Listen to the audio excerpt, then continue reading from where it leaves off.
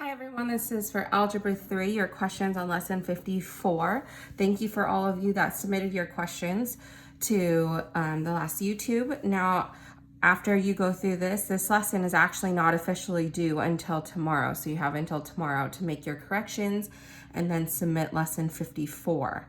Now tomorrow by 9 a.m., tomorrow Tuesday, you have to have all your questions posted for lesson 55. Now, all your questions need to be posted for lesson 55 by tomorrow morning at 9 a.m. and those will need to go on to the new material for lesson 56. So you can post all those questions on the lesson 56 video. Okay, so now we're going to go through these questions. So lesson 54, number 1. A wheel of a big vehicle has a diameter of 3 feet and is revolving at 30 revolutions per minute. What is the velocity of the vehicle in miles per hour? All right, so we're solving for the velocity of the vehicle. So V equals RW is the formula. Linear velocity is what you're solving for. So V is going to be equal to our radius. Well, the diameter is 3 feet, which means my radius is going to be 1.5 feet. And the angular velocity is 30 revolutions per minute. Now what I need to do is I need to convert this to miles per hour. So this needs to go from feet to miles and this from minutes to hours, but I also need to get rid of the revolutions. I'm gonna rewrite this right below. So this is gonna be 1.5 feet times 30 revolutions over 1 minute. Now I'm going to start by getting rid of the revolutions. Remember, you only use the unit multiplier that includes revolutions when you're either getting rid of it or when you're trying to add it back in. So I'm going to convert this using 2 pi over 1 revolution. So this is the unit multiplier we learned in the lesson. I think it was lesson 53. Now I can see that my revolution cancels. Now I just need to focus on getting from feet to miles and minutes to hours. So this would be 1 mile is equivalent to 5,280 feet. And then my feet would cancel. And now I'm in miles. And then minutes to hours. So that would be 60 minutes in 1 hour, and then our minutes would cancel there. So your answer after rewriting it is going to be 1.5 times 30 times 2 pi times 60 all over 5,280, and that's going to be miles per hour. That will be your answer to number 1. Now moving on to number 2. Number 2, it says an automobile with a wheel radius of 70 centimeters is traveling at 30 kilometers per hour. What is the angular velocity of the wheels in radians per minute? So I am looking using the equation V equals RW. Now I'm looking for the angular velocity, so I need to multiply both sides by the reciprocal of R. So that would give me angular velocity is equal to velocity times 1 over the radius. Now they give us what the velocity is. They say the car is traveling at 30 kilometers per hour. So 30 kilometers per hour. They also tell us that the radius is 70 centimeters, and it's 1 over 70 centimeters. So 1 over 70 centimeters. Now what I need to do is I'm going to get rid of all my units of measurement. So I'm going to convert from centimeters to kilometers and then hours to minutes. So that will be 100 centimeters in 1 meter. Then 1,000 meters in 1 kilometer. So So my kilometers would cancel, my meters would cancel, my centimeters would cancel, and then hours to minutes would be 1 hour, 60 minutes. Notice how I no longer have a unit of measurement. So what I'm going to do is I'm going to rewrite this as 30 times 100 times 1000 all over 70 times 60. And the unit of measurement is one that doesn't have a dimension, so that's one that you can add in or take away as needed, which was the radian measure. And we learned that in lesson 53. So there's no longer a unit of measurement. Radian does not have dimensions, so therefore it can be added in or taken away as needed. In this case, we need it. And we don't have any more units of measurement left in our numerator, but we do have our minutes, and that would be your answer.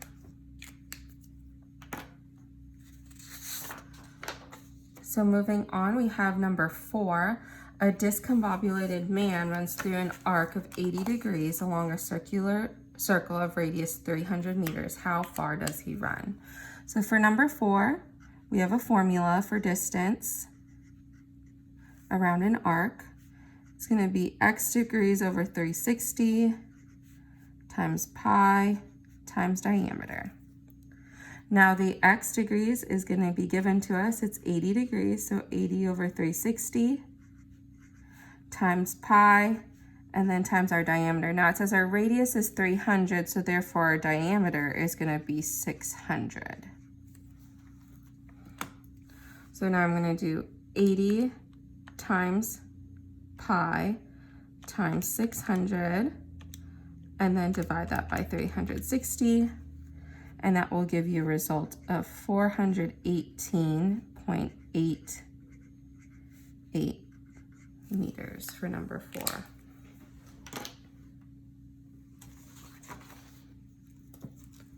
Now we're going to move on to the next one. So the next one we're looking at is number 6. Number 6, it says Hortense can complete one job in 4 hours, while Joe could complete one job in 8 hours. If there were 6 1/4 jobs to be completed, and Joe worked for 2 hours before Hortense joined him, how long would it take the two of them working together to finish? Okay, so this one is 2 people working together in order to accomplish one job. So what we're going to do is we're going to use R1 T1 plus R2 T2. So this is going to be RH TH plus RJ TJ equals jobs. So we know that the rate of Hortense is going to be one job in 4 hours. It also says Joe worked for 2 hours before Hortense, so Hortense is only going to work with Joe. But the rate of Joe is one job in 8 hours, and he is working for 2 hours more than Hortense. So it would be T plus 2. And they are doing 6 1/4 jobs. So I'm going to change that to an improper fraction and make that 25 over 4. Now to get rid of the fraction, I'm going to multiply this equation by 8. And that would give me 2t plus t plus 2 equals 50. I'm going to move the 2 to the other side, and this would give me 3t is equal to 48. And when you divide that by 3, t is going to be equal to 16 hours.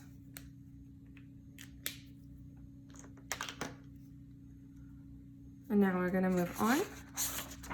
Number 7, we have the vat contained 40 liters of a 5% salt solution. How many liters of a 20% salt solution should be added to get a solution that has 10% salt? So this is number 7. We have our vats that we're adding together to get a final solution. So we're starting with a 5% salt solution, and we have 40 liters of it. We're adding a 20% salt solution, X amount of it, to get a 10% salt solution, and we would end up with 40 plus X of that solution. So now, when you multiply this out, we would have 5 times 40 plus 20X equals 10 times 40 plus X. So we're going to multiply this through. 5 times 40 would give us 200 plus 20X equals 400 plus 10X. Obviously, when we move this 10X, we would subtract it, move the 200, subtract it. You would end up with 10X equals 200. So therefore, X is going to be equal to 20.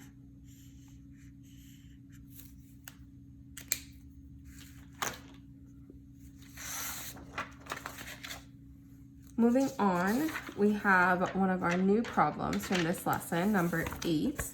So the first thing that we are going to do is we are going to put everything that contains an X inside parentheses. Everything that doesn't stays outside of the parentheses. So that would be y is equal to x squared minus 6x, leave a space, plus 4.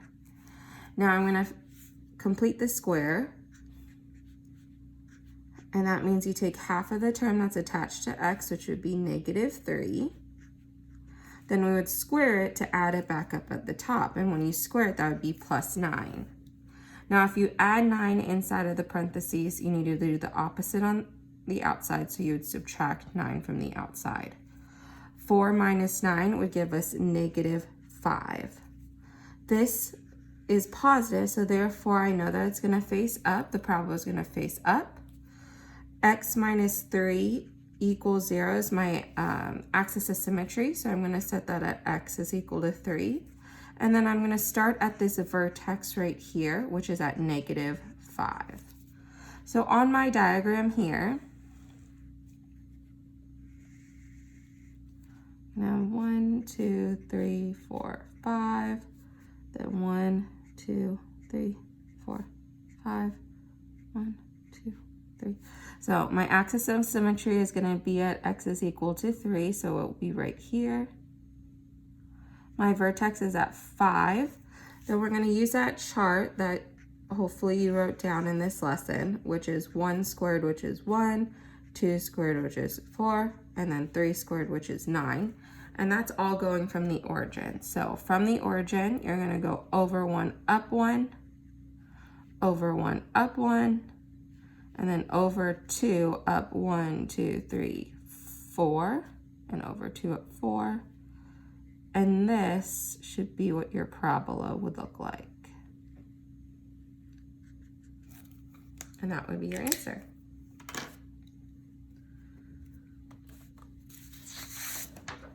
Now moving on, we're going to look at number 12. So number 12 is a little tricky because on number 12, we have square root of 2 over 2. Square root of 2 over 2.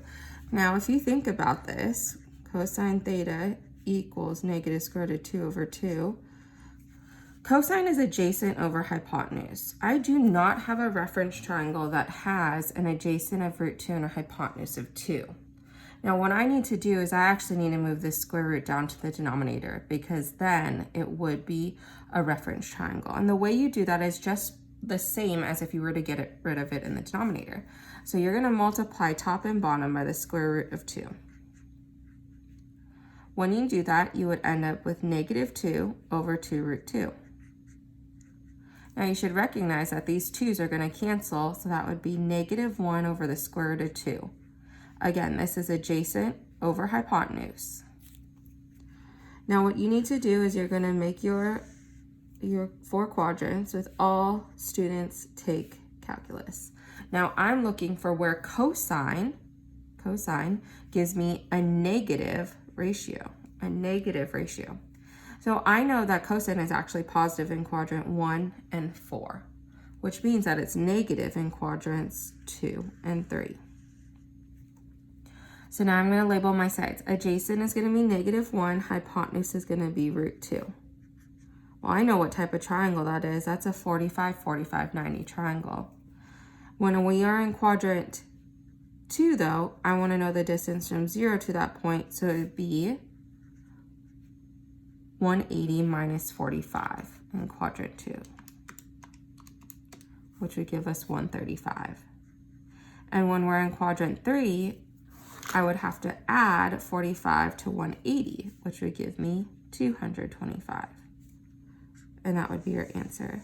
So anytime you don't have a reference triangle that you can automatically use and you have a square root in the numerator, what you need to do is try and move that to the denominator, because in that case, you would be able to use one of your reference triangles instead of having to make one up. So now we're going to look at number 13. On number 13, I recognize that I'm going to actually have 3 answers for each of my quadrants. So I have sine 3 theta. When I move the 1/2 to the other side, I get sine 3 theta is equal to positive 1/2. Now sine is the ratio of opposite over hypotenuse. So going to my 4 quadrants, I have all students take calculus. I know that I'm going to use quadrant 1 because everything is positive in quadrant 1, and this is a positive ratio. But I also know that sine is positive in quadrant 2, so I'm going to draw a triangle in quadrant 2. Now my opposites to my angles, the opposite side would be here, which is going to be my 1. My hypotenuse is the slant side, so that would be 2. Now don't automatically assume that this is a 45, 45, 90 triangle, because it's not. The hypotenuse on a 45, 45, 90 is actually square root of 2, which means that this is a 30, 60, 90, and that gives us that my adjacent would be square root of 3 and negative square root of 3, telling us that this angle here would be 30 degrees. Now remember that because of this inviolable argument right here, the 3 theta, you're going to set 3 theta equal to each of those angles. So the first one would be 30. The second one, though, would be 180 minus 30, which would be 150. Now these will be our first answers. My first answer for quadrant 1 will be 10. My first answer for quadrant 2 is going to be 50. But then remember that this is telling us that there's going to be 3 answers for each quadrant. Now to find your other 3 answers, I'm going to set 3 theta equal to 360. And when I do that, I get theta is equal to 120. Now this is what I'm going to continuously add onto these 2 answers over here until I end up with 3 answers for each quadrant. So if I had 120 to 10, I'm going to get 130.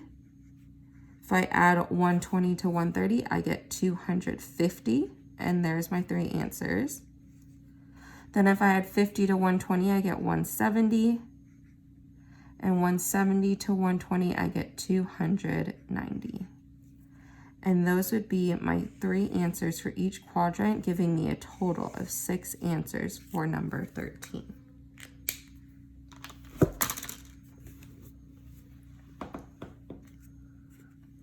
Okay. Now we're going to move on to number 14. So number 14 is a little tricky because, again, this is not going to be one of our normal ones, because we have secant of 2 theta is going to be equal to 1. So now for this one, you, again, could always put this over 1, but secant is the ratio, the inverse of cosine. So this would be hypotenuse over adjacent.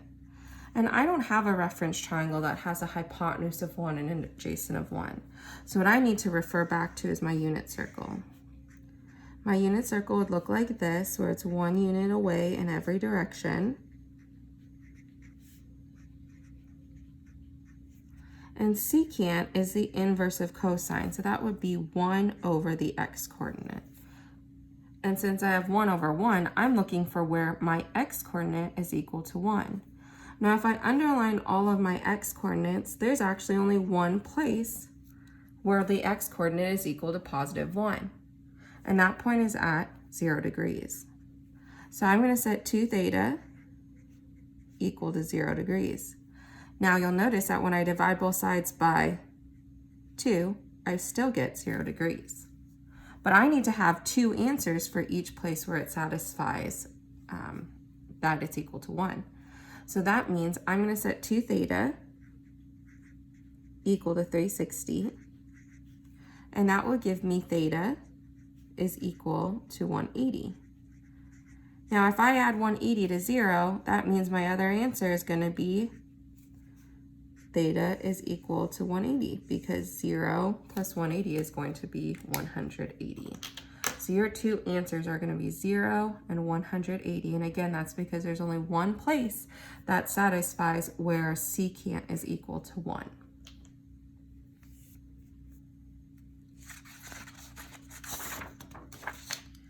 Now we're going to move on to number 17.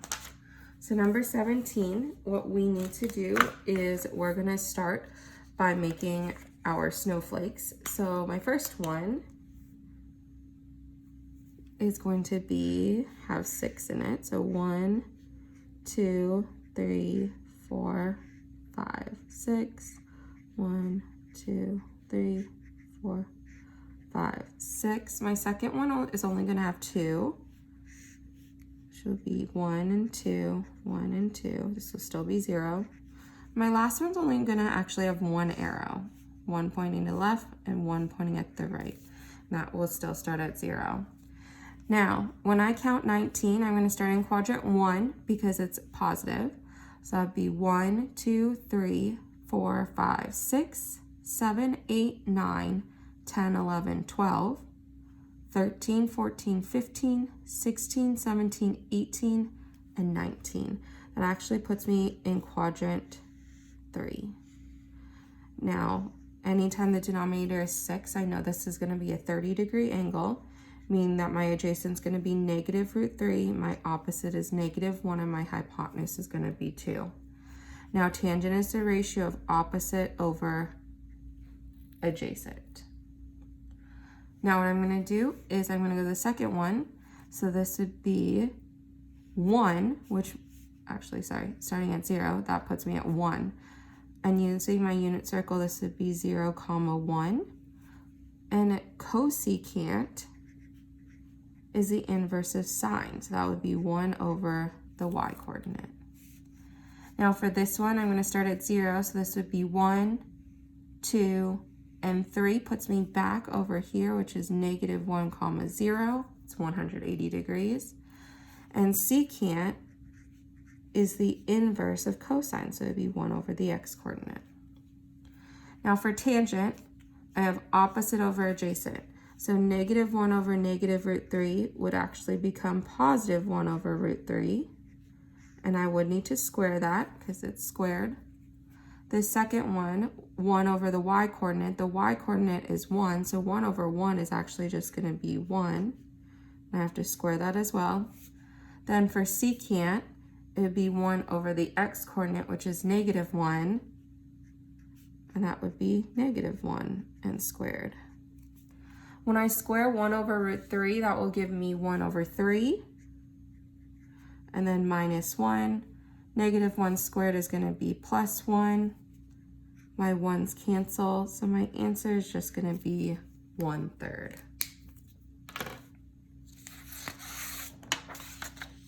Now moving on, we're looking at number 18.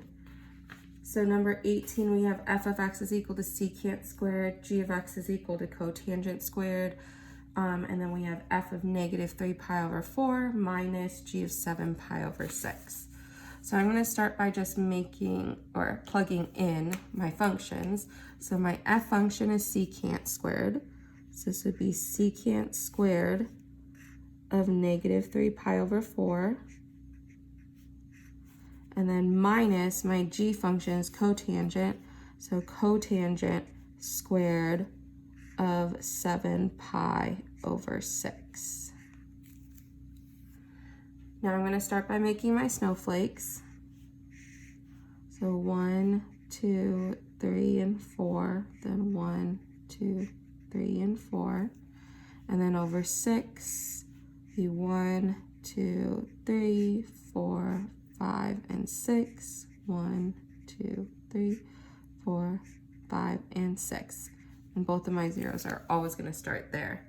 Now I'm looking for -3. So anytime the variable is negative, you're going to start in quadrant 4. So starting in quadrant 4, counting 1, then 2, then 3. So I'm actually in quadrant 3 with a 45-degree triangle, because when you divide 180 by 4, that's 45. That's how you can remember it. And that means my adjacent is -1, my opposite is -1, and my hypotenuse is square root of 2. Secant is the inverse of cosine, so hypotenuse over adjacent. Now the second one is 7 pi, so it's +7 though. So we're going to go start in quadrant 1, counting 1, 2, 3, 4, 5, 6, and 7, which also puts me in quadrant 3. But this is going to have a 30-degree angle because 180 divided by 6 is 30. So my adjacent would be -√3, and my opposite would be -1, and my hypotenuse would be 2.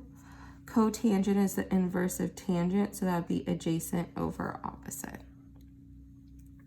So now if I look at my triangle, I have hypotenuse over adjacent. √2 over -1 is just going to be -√2, but I would need to square that because it's secant squared. Then adjacent over opposite, negative over negative would just be a positive √3, but I'd have to square that as well. So √2 squared would just be 2, √3 squared would just be 3, and our answer would be 2 minus 3, and that gives me -1. Now moving on, we're looking at number 19, and number 19 says to just find the coordinate that's halfway between these points. And what that is just the midpoint formula. The midpoint formula is x1 plus x2 divided by 2, and for y is y1 plus y2 divided by 2. So I'm going to take my two x coordinates, 6 and -2, and add them together and divide by 2. So 6 minus 2 would be 4. Divided by 2 is 2.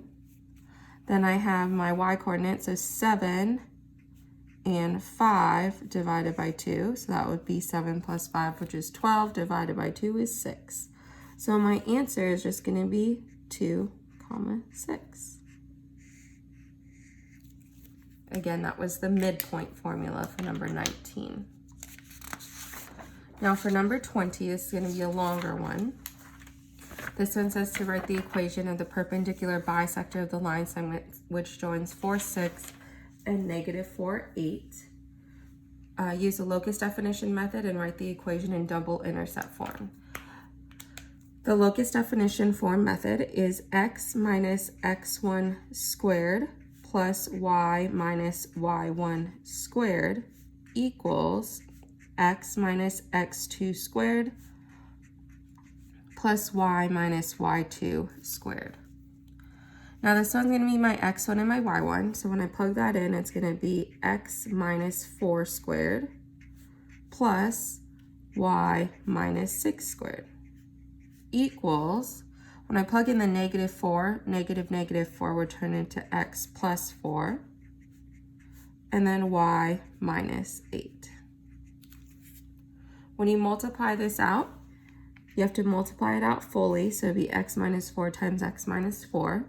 So x squared minus 8x plus 16 plus y squared minus 12y plus 36 equals x squared plus 8x plus 16 plus y squared minus 16y plus 64. So what you should recognize on both sides of this equation is that all the x squareds and the y squareds will cancel out. We want this in double intercept form, which means x over a plus y over b. So I'm going to start by moving the x to the left as well as the y to the left. And then I'm going to, well, you should see that these 16s would actually cancel. And I'm going to move the 36 to the other side. That will leave me with -16x plus 4y is equal to 28. Now, to get this to be x over a plus y over b equals 1, I'm going to divide everything by 28.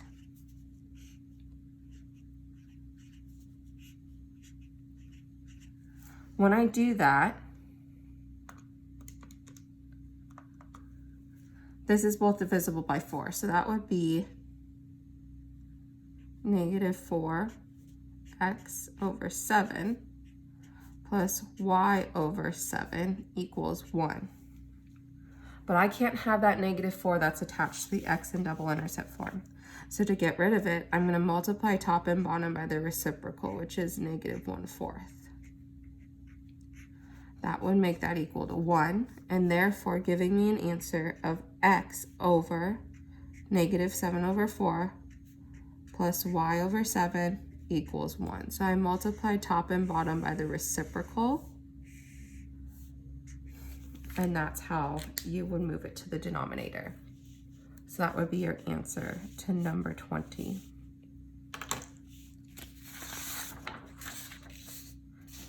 Now moving on to look at number 23. So for number 23, what I want to do is I'm going to recognize that on this equation, I can actually factor out a 5 before I actually solve this problem.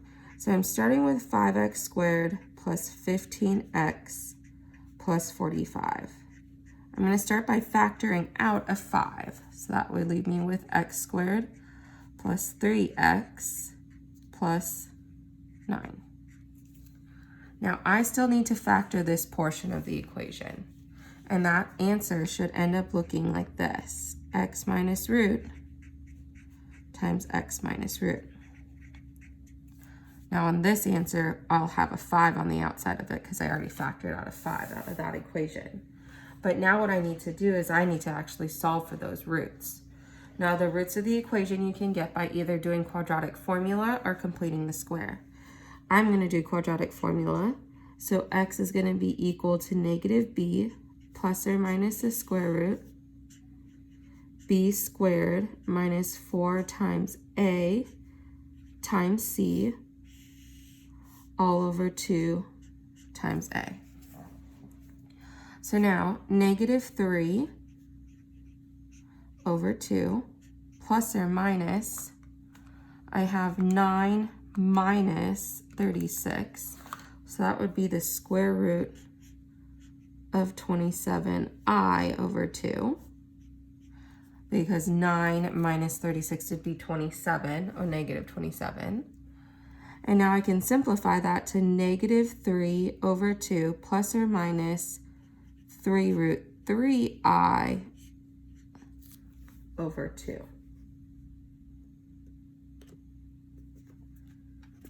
And now what we have to do is we need to take those roots and we need to plug it into our equation. We have to plug it back into our equation. And that would be the x minus root times x minus root. But remember that when you plug in your equation, you want to flip the sign. So this is where we're starting now. Our answer would be x, instead of minus 3 over 2, it would be plus 3 over 2. Instead of plus 3 root 3, it would be minus 3 root 3 over 2i. Then again, instead of minus, it would change to plus. Then instead of minus, it changed to plus. And that right there would be your answer. And that's your answer to number 23. And now we're gonna look at your last question, which was on number 27. So for number 27, what we're gonna do first for A is going to be to recognize that there's a minus sign in between my two logarithms, which means that we're gonna have to combine them, and that would be through division. So log 5 stays the same, but this would become 6 over 1 over x plus 1 equals log 5, 7. Now, this is a complex fraction, so to get rid of that, I can multiply top and bottom by the reciprocal, which would be x plus 1 over 1. Now, to get rid of the log 5, because I've already combined them, I can raise it to the power of 5 and get rid of the log 5. And now I'm left with 6 times x plus 1 equals 7. Now to solve, we distribute the 6, which gives us 6x plus 6 equals 7. Move the 6 to the other side. 6x equals 1. So therefore, x is equal to 1 over 6.